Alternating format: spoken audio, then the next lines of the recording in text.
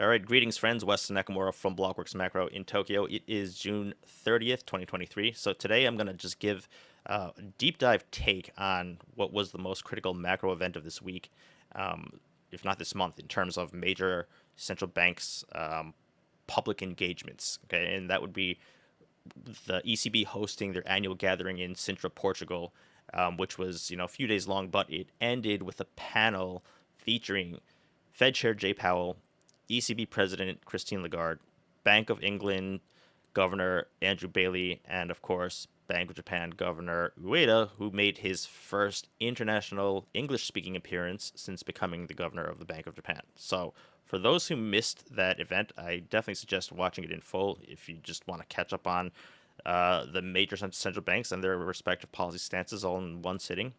But I'm going to focus on Governor Ueda from the Bank of Japan, for which I've compiled and will just play back footage from this event. And given that my voice is still a bit shot, that will allow for him to do the talking for me. Okay. But what this event revealed is critical for global monetary policy and the interrelationships and workings that are going on kind of behind the scenes almost, which I'll get into towards the end. But we need to go over Governor Ueda, okay? Because again, this is his first public appearance on the international stage in English, and the surprisingly delightful spotlight that he's kind of stole away from this whole thing, right? And this isn't coming from me, right? I'm sure by now that you've probably seen clips of him on stage. This guy's just like cracking jokes, making the audience applaud with like laughter, and he was very well articulated with his delivery and all that. But there's far more to this than Ueda and his jokes, for that matter, for markets. Okay, so what I'm gonna do is I'm gonna divide these sort of clips into two types of responses that Governor Ueda gives. One is where Ueda has a response for, as in any response for, and then the other grouping as in what he is purposely sidestepping, what he does not have a response for. And that kind of difference, right? That's going to be the premise of this episode and what that reveals. And before I get into this too, I just want to just first acknowledge Sarah Eisen of CNBC, who she was the host of this panel of these four most powerful people in the world, right? Sarah Eisen, absolutely fantastic job that she did, and the very incredibly pointed and direct questions and areas that she fearlessly went into, which you'll see in a minute. Okay, so first, let's see what Governor Ueda at his international debut is happy to talk about. Apparently, well, kicking off with Bank of Japan's outlier policy framework. And maintaining easing despite CPI readings that are coming in well above the Bank of Japan's own 2% CPI goal. This is his explanation for that. Ueda, I mean, first of all, it's great to talk to you. We haven't heard much from you outside of your policy meetings in Japan. I think the world wants to know why you're the global outlier here. You have decided to maintain your easier monetary policy in the face of rising inflation. Why? So a simple answer would be, although the headline rate of inflation is above 3%, which is well above the 2% inflation target, we think underlying inflation is still a bit lower than 2%. That's why we are keeping policy unchanged at the moment. Even though we've seen measures, including core, right, higher than the 2% level. Yeah, the usual level. core is also above 2%. If you want a 2% inflation rate, wage inflation that's consistent with that would be slightly or well above 2%. So there's still some distance to go, we think.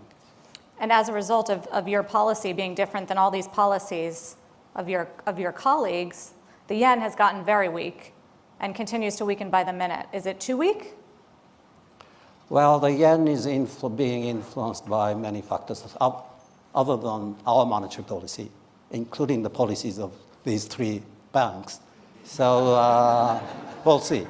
We monitor the situation very carefully. Monitoring the situation? Yes. For intervention purposes? No, it's the jurisdiction of the Ministry of Finance. decisions on intervention. Wow, look at that.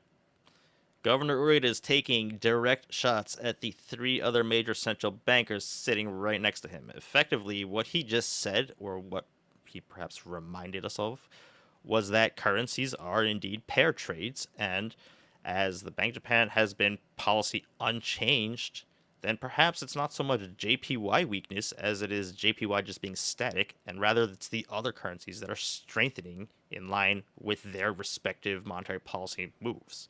Now, I'm not agreeing or disagreeing with this notion. I'm merely pointing out that A, this is indeed one lens to look at the yen through, but B, more significantly, this guy is swinging at his peers on stage like right off the bat.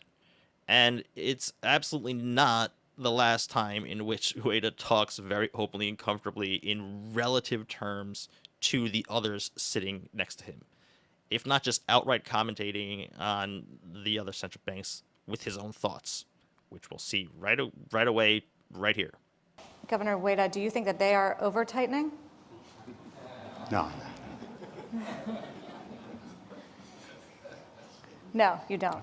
You approve of the policy. Okay, now, that is a hell of a discourse, because it's one thing for a panel host to ask a major central bank head what they think about the job of some other major central bank head, especially in front of them in the first place. It's one thing to do that in the first place. It's another thing altogether for said central banker to actually respond to it. Perhaps she asked because she sensed that there would be an actual response that would come out of Ueda. Now, as to the response itself, right? I suppose if he was going to answer with anything other than, I'm not going to comment on what my fellow central bank peers are doing, which is the obvious standard response. If he's not going to do that, then the response to, are they over-tightening, i.e., are they doing it wrong? The response would, of course, be no, as he said.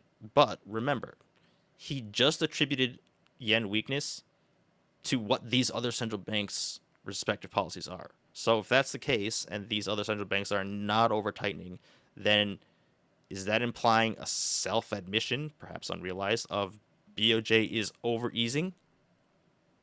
And another way I thought about this particular remark was, okay, so if he genuinely thinks that the Fed, the ECB, and the Bank of England are not over-tightening in their given circumstances, then presumably, should Japan CPI continue to trend towards US, UK, and Eurozone levels higher, okay, then would he therefore take similar actions for the Japan rate policy and just rip them higher as well, if he thinks that what they're doing is appropriate in their given circumstances?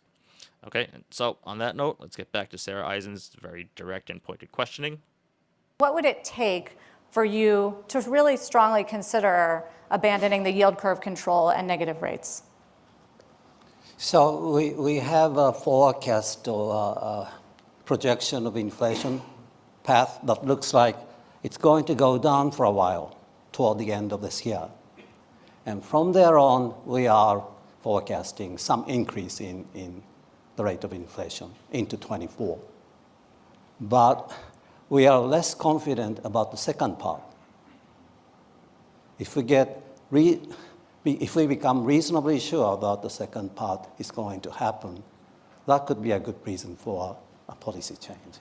If you see a steady increase? If we are reasonably sure that the second part of the forecast is going to But didn't you learn from these three that inflation turned out to be not transitory? And that there are some elements of it that are sticking and proving difficult to fight?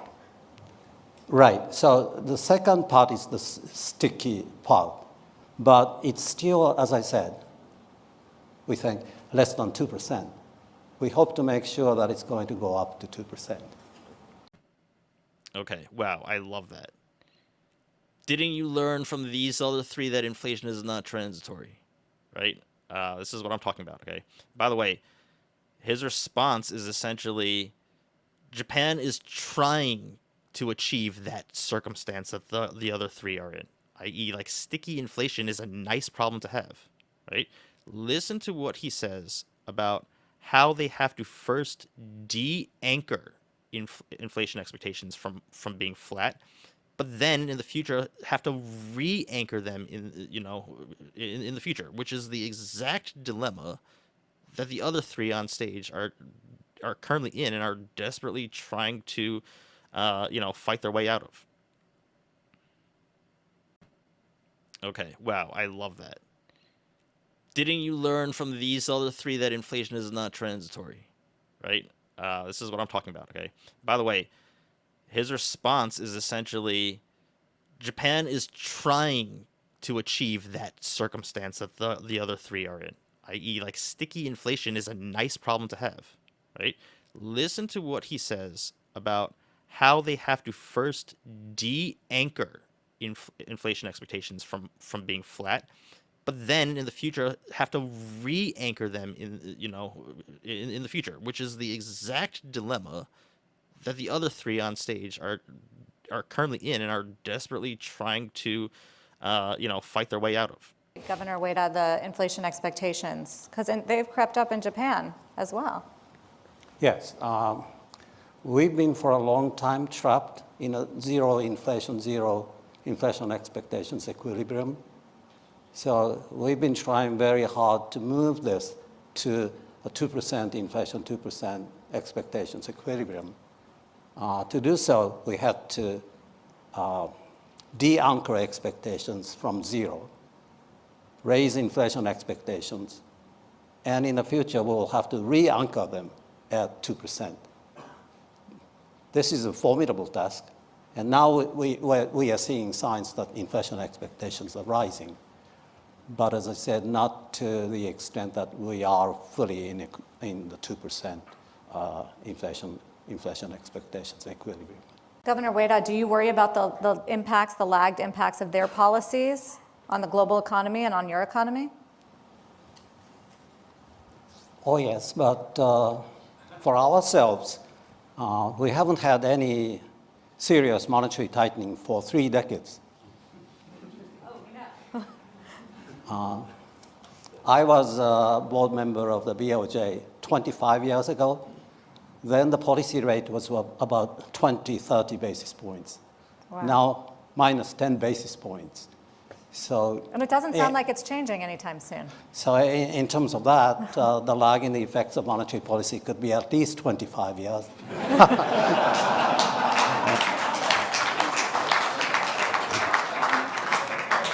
We'll see what will happen if we get to normalize policy seriously. But we'll have to be very careful here. Be careful what you wish for, I guess. Ha ha ha. Look at Kazuo Seinfeld here with these monetary zingers. All right, so actually, no, that's pretty funny. That's pretty good. But now, okay, listen to now how Fed Chair Jerome Powell, who at this point is a second-term reappointed seasoned veteran central banker with countless public appearances under his belt, listen to how Chair Powell handles a similar line of questioning that tries to get him to comment on his other peers. So, Chair Powell, are you more worried about the lag impacts than they are because they're still hiking rates? I don't know. I wouldn't want to compare. Now, look, some might find it kind of a cop-out what he did or whatever. Some might find it refreshing that Ueda is answering these types of questions while the Powells are doing the kind of standardized deflection, right? Personally, I don't care either way. But here's what I'll say. The way that I'm watching this type of interaction and the differences in the public decorum, if you will, is that this is what it essentially looks like when you get a brand new guy in the role, right? For better for worse, he is not yet institutionalized with like the how to and how not to act in this most powerful and sensitive role in which one sentence can move trillions of dollars around the world. This is a rare moment that you're getting of this like new guy honesty, accidental or otherwise, or at least just some sort of transparency, relatively speaking. Okay, and so keep this in mind, especially for the final question that I'm saving for the end of this. Okay, so here's back to Ueda on the economy. How's the Japanese economy faring? I mean, it's very exciting if you look at the Japanese stock market at a 30-decade high. What's happening fundamentally? It's doing fairly well, expanding at a pace slightly above potential, I think, driven by pent-up demand. We relaxed pandemic-related restrictions in May, and this is stimulating consumption and investment. We think the economy is going to expand at slightly above potential for some time. But there's, of course, a lot of uncertainties going forward, including what may happen in Europe and the United States. All right, so once again, he can't help himself but slip into, this like slight jab to his like fellow peers, right? And these like risks brewing in other economies. Like in other words, what he's saying is like Japan's fundamentals are solid, and so if the stock market rally falters, it's because of a spillover from one of these other guys' economies. But for now, Ueda is going to take full advantage of like touting the strength and the outperformance of the Japan stock market. Governor Ueda, how important is it to you, the markets, as it relates to financial conditions and the mechanism for monetary policy? You mean the stock market? Stocks, bonds, currency. So stock prices have been rising fairly sharply since spring this year. Stock prices theoretically are affected by interest rates and investors' view of the economy. We haven't changed interest rate, so probably investors have become more optimistic about the future of the economy. Of course, we don't want serious financial imbalances in the economy, so we keep monitoring. Okay, so she asked about markets in general, right? But he just gravitates towards the stock market, which is something that even Governor Kuroda didn't go near, right? See this meme clip I made of myself and Kuroda from a long while back. True that in the last year and a half, oil prices continue to decline, but its impact. All right, but what's your market view though? Like, I mean, where's the Nikkei going to trade? I don't say anything about the correct price of stocks. Bank of Japan is overburdened. Bank of Japan is doing the appropriate things. Look, even Kuroda wouldn't go there. But look, I really can't blame Ueda for touting this rare moment of Japan as being the world's like shining economic star for this very, very rare moment. Now, here he is on China, but once again, still roping in more like Japan positive commentary alongside the China commentary. In the short run, this is having a small positive effect on the Japanese economy through business fixed investment. But in the longer run, there will be inefficiencies all over the place. So we'll see. So Japan's a beneficiary of the flight out of China? In one sense and in the short run. But in the long run, I'm not sure.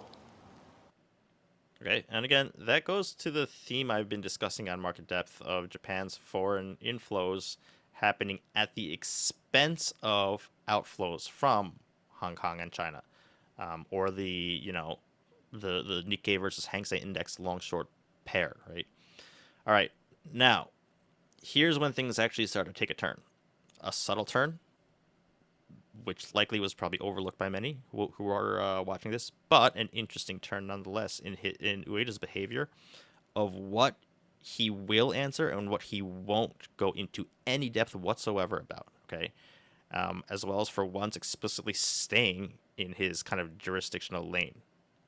I mean, any concerns for you, Governor Ueda, on the strength of the global financial system at this point as we go through this, I don't know, once in several decades tightening period? I can only talk about Japanese banks. Mm-hmm. I think they are well capitalized. They're capitalized. They have enough liquidity. It's true that some smaller banks, regional banks, are sitting on non-negligible amount of valuation losses on their security holdings. But on average, that's about 1% of their core loan capital. So it would be okay. But if we do get to normalize our monetary policy, because we go into the 2% inflation rate equilibrium in the sense I discussed earlier, then rates may go up by large margins. And we'll have to be careful. We'll have to be carrying out all sorts of stress tests. Okay, if we normalize our policy, then rates may go up by large margins such that it would require rigorous stress testing. Okay, that's a pretty big statement to make. It's nothing surprising, of course, because this is exactly what I've been discussing forever about the Bank of Japan policy change induced financial instability and volatility explosions and all that kind of risk. But he's letting us know that he knows that's a risk, if not an outright deterrent from policy normalization, or at least rushing into policy normalization, right? And by the way, if he's saying there would need to be rigorous stress tests, on policy normalization, then presumably those stress tests would be taking place before ripping any Band-Aid off, rather than finding out what those stresses are in real time, as that would not be a test or a drill, right? So if they start testing banks, that could be a very obvious signal. I don't think that's going to happen so publicly or so blatantly, but nonetheless, that's what he said. So again, pretty transparent answer from Ueda, right? Now listen to the glaringly empty, nothing of any substance for this next very big and basic follow-up question. I also wanted to ask you, if you go into a more normalization stance away from negative rates and the yield curve control, how you'll manage the risk of the government's enormous financing needs, and whether that's a concern that you think about. Great question, Sarah. So, Governor Ueda, guy who has spent his stage time talking about the other central banks, about currency, about equity markets, about financial systems risk upon BOJ policy normalization.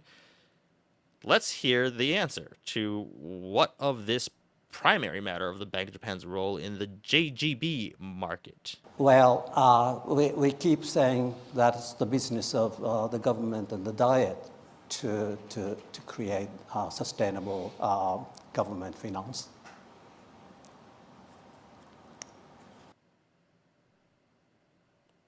That's it? What, are you kidding me? Okay, so you're happy to talk about the other three individuals on stage. You're happy to talk about markets and asset classes that central banks typically shouldn't be talking about so openly, such as equities and currencies.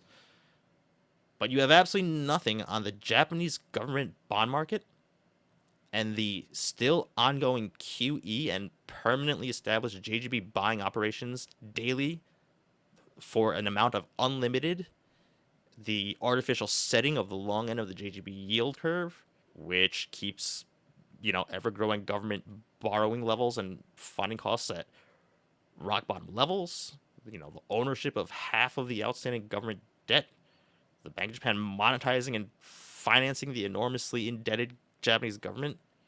As it relates to any of that, you have nothing. So that contrast is what I'm talking about. That's extremely telling, okay? And that's why I'm showing you this breakdown of what he's apparently happy to talk about and joke about, appropriately or not. That's up to you and your own opinions. But the Bank of Japan is the JGB market. That's the one area in which it's not up for debate. It is absolutely appropriate to talk about, if not critical to comment on. But instead we get this. Well, we keep saying that it's the business of the government and the Diet to create sustainable government finance.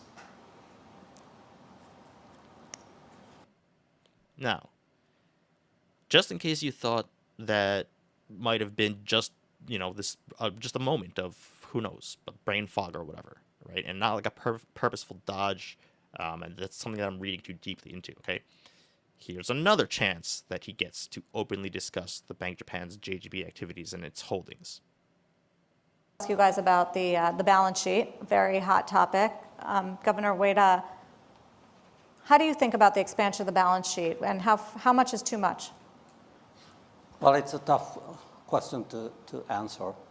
At the moment, we are using government security purchases to hit the range for the long-term interest rate we have set, which is 0 plus minus 50 basis points.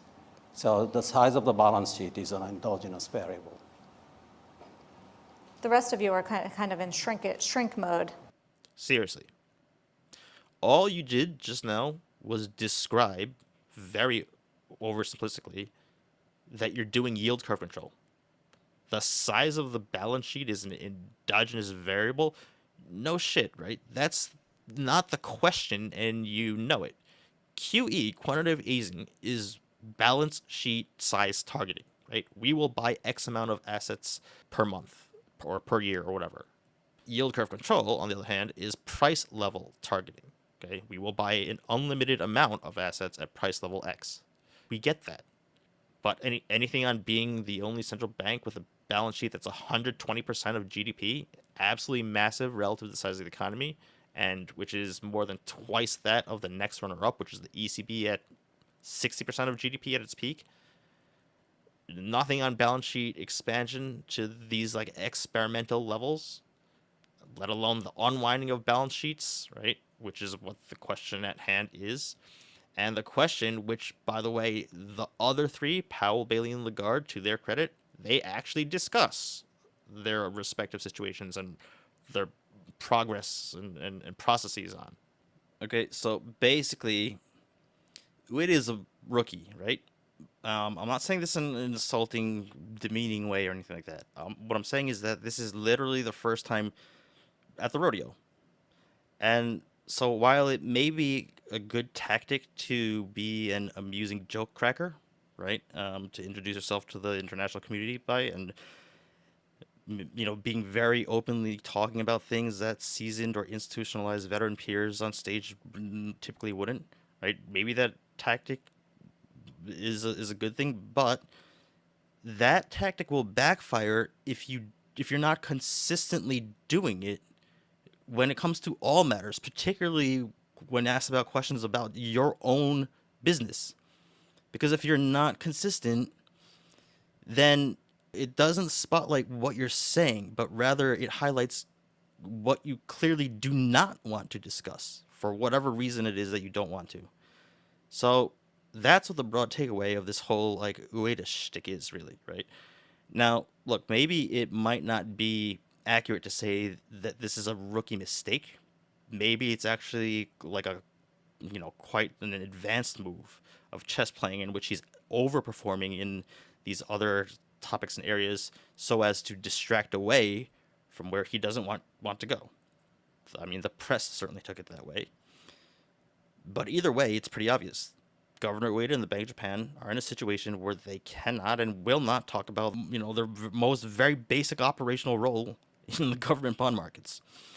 And finally, maybe, just maybe, it's due to this. Check out this line of questioning, which once again, Sarah Eisen, I tip my hat to you for not only asking this in the first place, but as you'll see, when Christine Lagarde sort of interrupts and derails the topic, Sarah Eisen then returns to. Okay, so this is the last clip I'll show you. Do you guys coordinate? Do you talk amongst yourselves? Yeah, of course we do.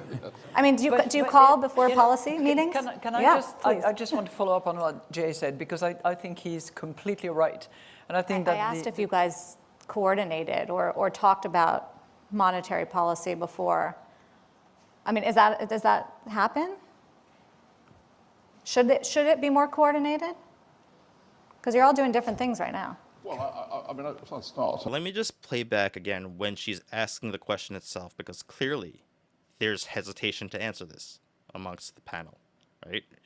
Which is evident from Sarah Eisen, who is sitting there, right there, looking eye to eye, into everybody, and knowingly, reading that she's not going to get a response, and so therefore she needs to keep firing away and rephrasing the question, while they all just kind of look around at each other, right, until someone budges. I asked if you guys coordinated or talked about monetary policy before. I mean, does that happen? Should it be more coordinated? Because you're all doing different things right now. Well, I mean, I'll start. I mean, obviously what we don't do is say, what shall we do, what shall you do? Because we're all setting monetary policy for our areas, and that's the law in all of our areas, actually, so we don't do that. But we do talk a lot, and I think it's important. I mean, it's important at all times, but it's particularly important in recent times at the moment because we're facing such big global shocks. I mean, we've got common shocks. They differ a little bit in terms of their impact and their effect, but there's some huge global events going on that are affecting all of us. So, I think we do talk quite a lot and we see each other quite a bit because it's important we do that. And, we share wisdom on how we're sort of interpreting the things that are going on around us. Yeah. I guess we are in a flexible exchange rate world, so we do policies independently.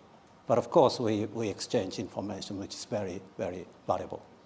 And then in comes Governor Andrew Bailey, and what he says is, yes, of course we talk, and we talk a lot, which is what Christine Lagarde did first say before she then brushed aside the subject.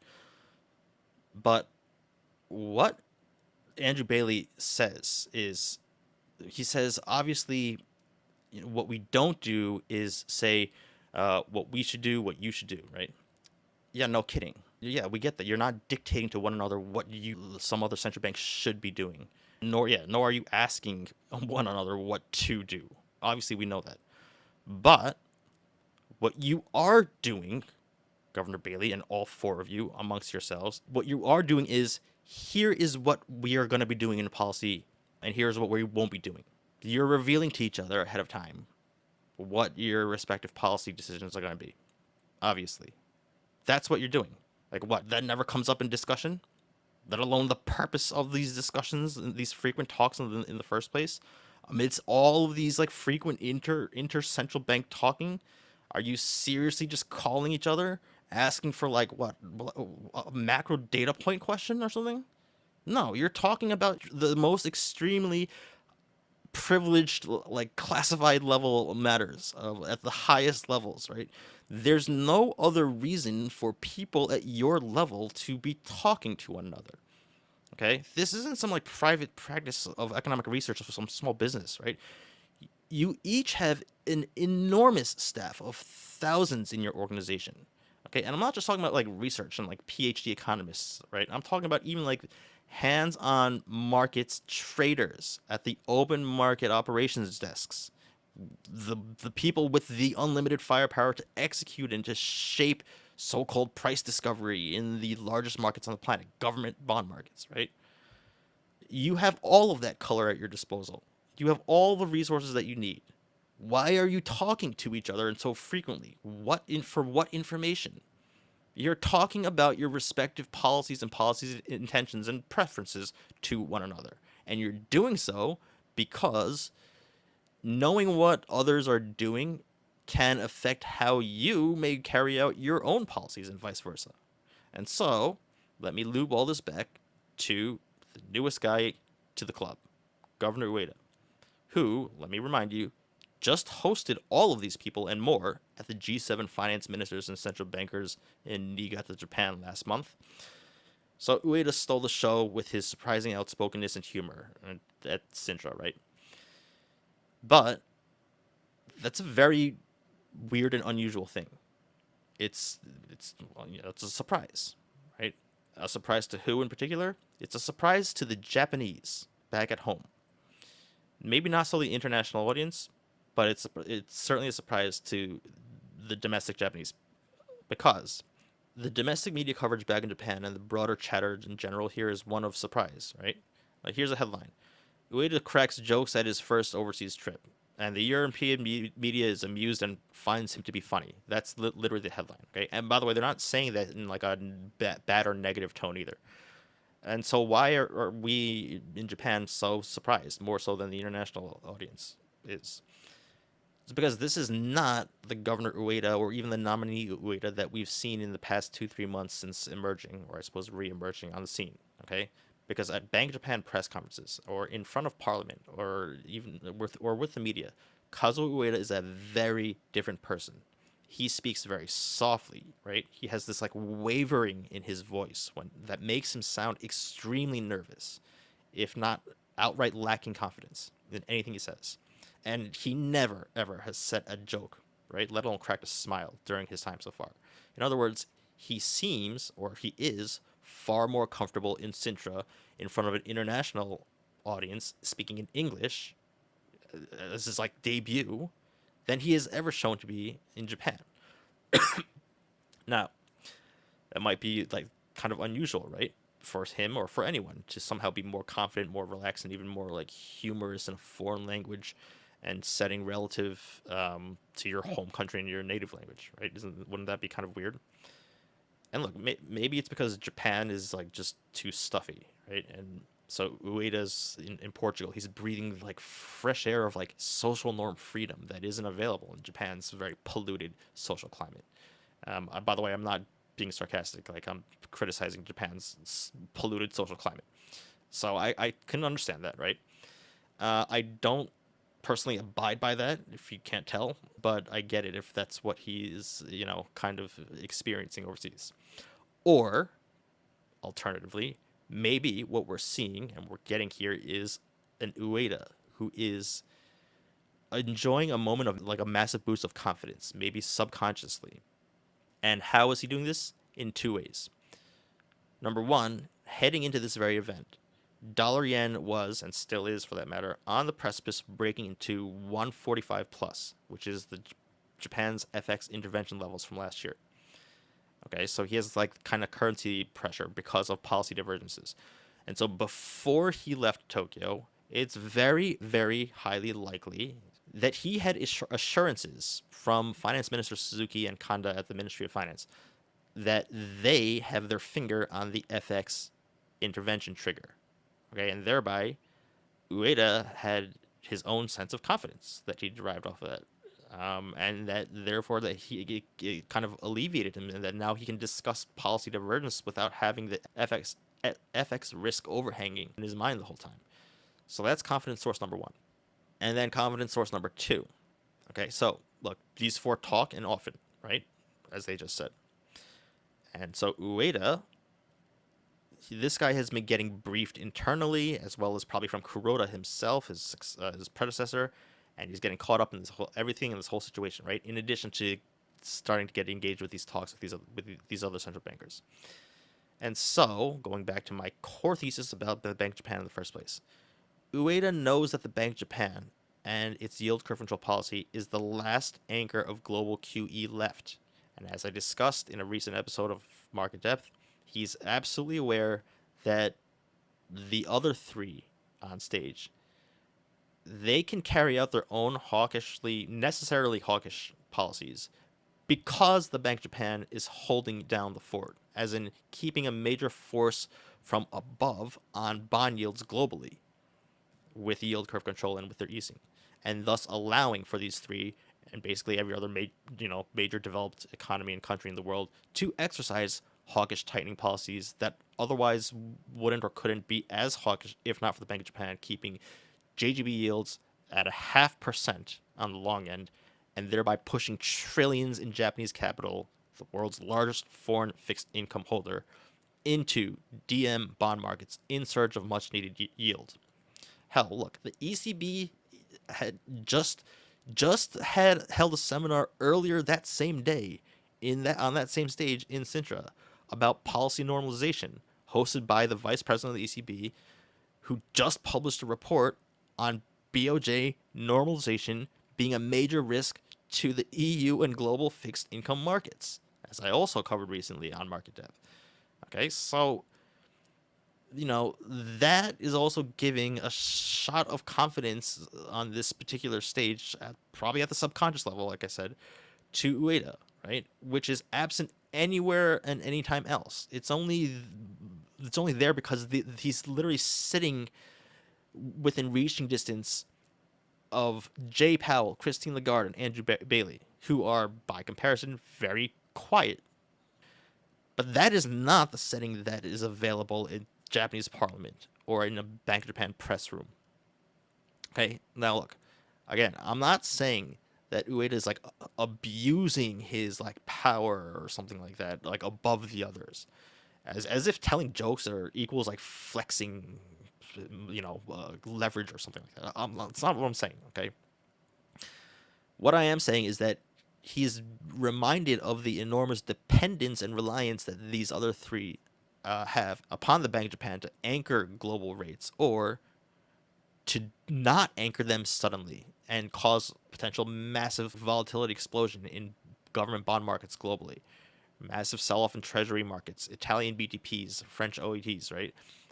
Governor Bailey, of all of them, knows what a sudden destabilized long end of the gilt market looks like, and to have to then conduct emergency yield curve control, he knows what that's all about. He just did that, what was it, September and October of 2022. Now, I mentioned how Japan and Ueda had hosted, the G7 central bankers and finance ministers in Japan in Niigata this year in May. This is ahead of the G20 Hiroshima summit. So these are official photos from the G7 website. Central bankers meet and talk with fellow central bankers, and finance ministers, on the fiscal side, talk with their counterparts, right?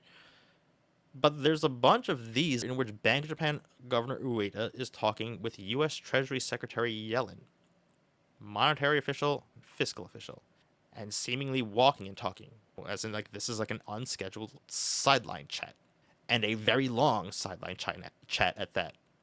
How long is this walk, right? Which means that these two must have had a lot to discuss, as Janet Yellen at that time needed to reassure her largest foreign creditor that all is well with the U.S. debt ceiling matter. And or BOJ Governor Ueda is reassuring the United States that the Bank of Japan won't pull the last bastion of QE out from underneath the world and the risk-free United States Treasury rate and market. And look, it's not just Ueda and his confidence, right? It works both ways, or it works around that whole sort of stage. Here's Christine Lagarde meeting with Shimizu of the Bank of Japan earlier this month in June. This was just days before Christine Lagarde's super hawkish ECB press conference. At ECB Financial Stability Report calling out Bank of Japan as a risk. That's already out there. Christine Lagarde is about to have our ECB meeting, and this is when these two are meeting. What are they talking about in person? They're obviously talking about what the respective policy is going to be coming out of the Bank of Japan and what's coming out of the ECB. Clearly, Lagarde was reassured that the Bank of Japan is going to be on hold for the BOJ meeting that follows the ECB meeting by one day. And therefore, that allows and fuels Lagarde's confidence to get out there and pound the table on we are not done hiking at the June ECB press conference, as well as at the Sintra event on this very stage, right? It works for all of them. That's what they talk about so frequently. That's why they are very shifty-eyed when asked this question, which, again, great job, Sarah Eisen, for asking and re-asking that. So that's the big picture takeaway. Sintra is not about Ueda and his jokes. Rather, it's that he has a level of comfort in which he can tell jokes and be a clown about serious matters. And if there's anything that I know about and have expertise in above anything else, it's being a clown during serious matters. All right, well, that's it for me. I strongly suggest that if you haven't seen the entire video, it's on YouTube on the ECB channel, and I suggest you take a look at it. But keep all this in mind as going forward with this new Bank of Japan governor and this new face that he is showing all of us. All right, on behalf of Blockers Macro, my name is Weston Nakamura. We will see you soon. Thank you. Look, we sign up for this job, and you don't get to determine the conditions that you do it in. So we just got to do it. I mean, that's our job. We signed up for the job, and a woman's got to do what a woman's got to do as well. We know that society's counting on us to do this job, and that it really matters. I think we all know that. We'll do the things that we need to do to restore it. And Governor Ueda is feeling good. I didn't know there was going to be so much traveling and so many press conferences. Welcome to the world of central banking. Thank you all so much for